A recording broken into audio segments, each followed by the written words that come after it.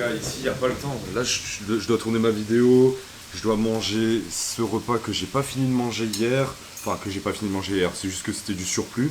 Et à côté, on a le repas de ce soir qui est en train de tourner. Donc là, ça veut dire en gros que là, je suis en train de manger à peu près, je vais dire 400-500 calories. Là-bas, on va se taper à peu près 800 calories, 1000 calories. Et en plus de ça, mon gars, mais attends, mais tu crois que c'est fini, frérot? C'est pas fini, tu me connais. Ici, on mange beaucoup. On va se taper de la whey, tout simplement, avec de la créatine que je viens de m'acheter aussi. Bon, là, je suis en cure de créatine, j'en avais plus, parce que vu que je viens de recommencer ma nouvelle cure, j'ai juste pris le reste de ce qu'il y avait dans mon ancien pot. Et là, je me suis pris, alors, j'avais jamais pris celle-là, je sais pas si on le voit, voilà, comme ça, vous pouvez voir. Il y a le petit logo Créapure, alors je sais pas si c'est vrai, si apparemment Créapure, c'est ce qu'il faut prendre. Faut que je me renseigne, si c'est vraiment important ou pas.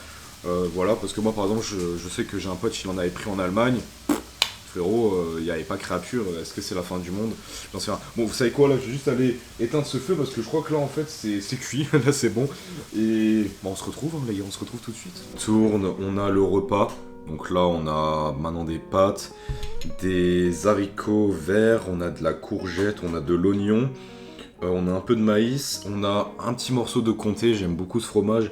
J'en ai acheté genre il y a une semaine et demie, donc je me fais plaisir, je me prends tous les soirs une petite tranche de comté, histoire de me faire plaisir, tout simplement. Il faut savoir que vraiment dans moi, dans ma journée, dans ma diète, vraiment, il n'y a aucun souci sur le fait de se faire plaisir. Je vais pas hésiter à manger des petits biscuits, des petits trucs. Bon, il n'y en a pas beaucoup dans la journée, bien sûr. Et parce qu'il faut se faire plaisir dans la vie, tu vois, genre en mode tu fais de la muscu, déjà tu te donnes à fond, il faut quand même se faire plaisir à côté, tu vois. Du coup, de quoi on va parler aujourd'hui? Un sujet, frérot, genre je peux te dire un truc, c'est que si déjà t'es contre moi, tu peux aller te coucher. Voilà, c'est tout simple, hein. T'es contre moi? Ah bon, tu veux qu'on se batte en fait? Genre, écoute, j'ai même pas abordé le sujet que déjà je sens qu'il y a des tensions, tu vois. En réalité, j'espère que vous serez assez à l'écoute et que vous serez d'accord avec moi. Je vais essayer de prendre un point de vue vraiment objectif sur le tout. Je vais pas dire je préfère ça ou je préfère celui-ci, tu vois. Enfin, celui-ci ou celui-là. Désolé, je suis un peu fatigué, je viens de sortir d'une séance jambes. Ça me fait mal, tu vois.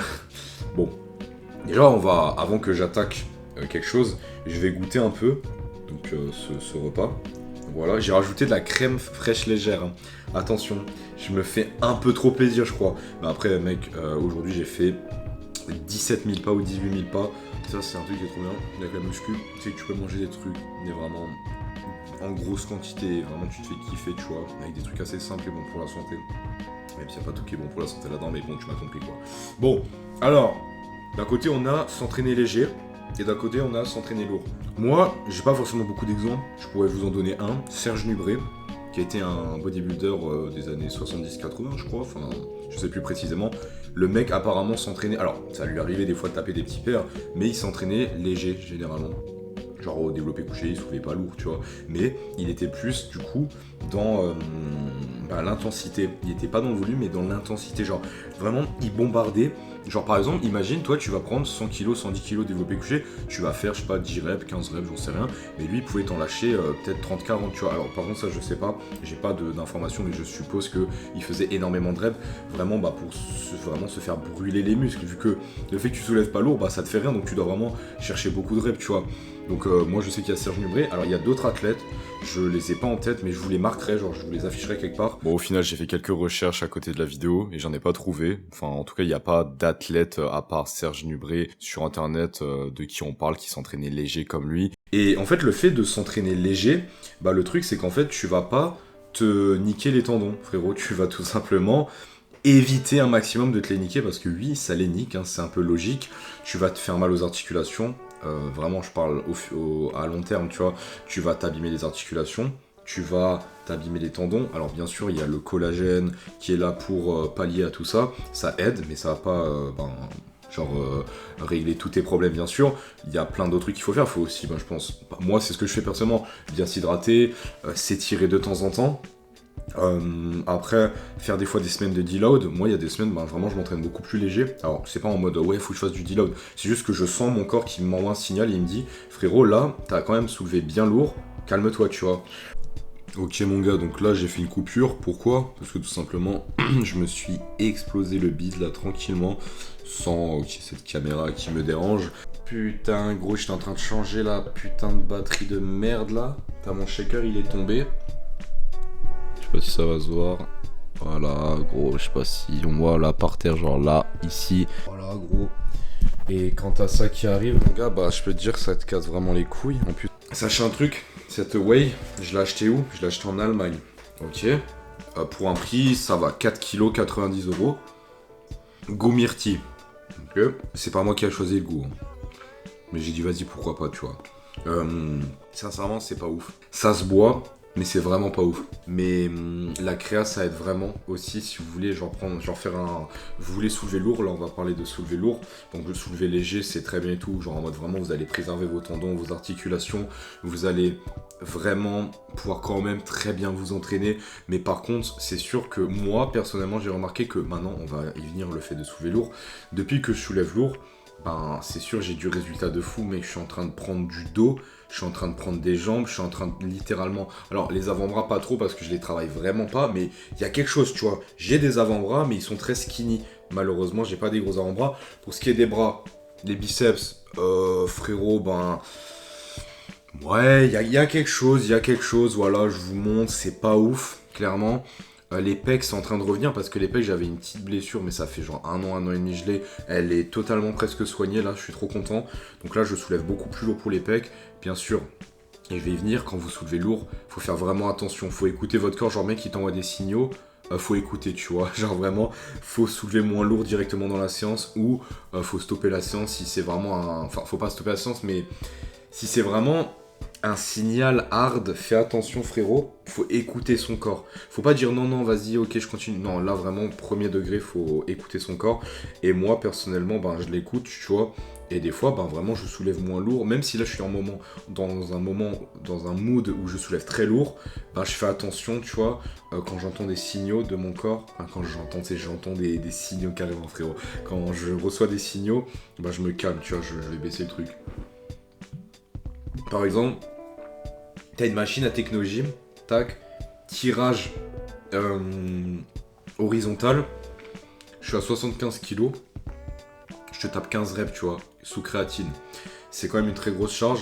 Vers la fin, je triche, hein, bien sûr, hein, je fais pas le mouvement parfaitement. Il y a aussi de la tricherie quand tu soulèves lourd, et ça, on va pas se le cacher. Le fait de soulever lourd, tu vas tricher. C'est impossible de soulever 50 ou 60 kg d'avoir une forme parfaite, oui, enfin, en fait, si tu peux, je mens quand même, tu peux, mais il y aura un moment, genre, à partir d'un moment, tu vas commencer à tricher, imagine, tu fais 60 kilos, ok, à un moment, tu vas commencer à tricher parce que c'est chaud, alors qu'à 30 kilos, bah, mec, tu vas pas commencer à tricher ou quoi, parce que 30 kilos, c'est beaucoup plus léger, c'est une charge beaucoup plus maîtrisable, tu vois, alors que 60 kilos, mec, c'est très lourd, tu vas réussir peut-être au début, parce que t'as la force. Mais par contre, gare à toi, hein. Tu vas commencer par la suite, bah, au bout de 3-4 reps, peut-être 5 reps, ou j'en sais rien, à galérer. Et là, frérot, bah, hop, t'as ton bras, il part, tu peux te déchirer un tendon, faut faire attention, soulever lourd, ça peut être très dangereux. Il y en a beaucoup qui se sont niqués. Bah, on prend l'exemple de Ronnie Coleman. Le frérot, il te soulève 1 tonne. C'est un malade mental, tu vois. 1 tonne, frérot, c'est immense. À la presse, tu vois. Basse, inclinée. Ok, très impressionnant. En plus, il a pas fait qu'une rep, hein. Il en a fait plusieurs, c'est très impressionnant, on est d'accord, tu vois. Mais il s'est niqué totalement le dos. Et c'est pas que par rapport à cet exercice, c'est par rapport aussi au soulevé de terre, au squat très lourd qu'il faisait. Il s'est tout niqué, le mec. Je dis le dos, mais en vrai, je sais pas, c'est les genoux aussi et tout. Enfin, il a plus de genoux, il a plus rien, enfin bref, tu vois. Donc pour moi, quand tu soulèves, par contre, ça coule vraiment encore, j'ai l'impression. C'est de la merde, mais bref. En gros, moi je dis choisissez votre camp. Il y a encore plein d'autres trucs à dire. Bien sûr, le fait de soulever lourd, tu vas prendre beaucoup plus vite du muscle. Prenons un exemple, les personnes qui font Mister Olympia, tu vois, enfin les compétiteurs. Je les prends en exemple parce que nous on n'est pas légitimes, tu vois, on est des amateurs. Tu vois par exemple, Chris Bumstead, je sais pas comment ça se prononce, bon, on va l'appeler Chris. Chris, tu vois, quand il est en PDM, qu'est-ce qui se passe? En gros, il est en off-season, ce qu'il va faire, c'est qu'il va prendre un maximum de poids, il va looker un peu fat et tout, c'est pas ouf. D'ailleurs, mais moi je suis un peu fat parce que je suis en PDC plus 5 là actuellement. Et du coup, lui, il est là, il bouffe, il bouffe, il bouffe. Il prend vraiment de la force, il est vraiment énormément sous glucides, il a beaucoup d'énergie. Bon, il look un peu fat, mais il est énorme. Et il prend un max, il gagne un maximum de muscle. Il va blaster, enfin, il va vraiment soulever super lourd, super lourd, super lourd à la salle.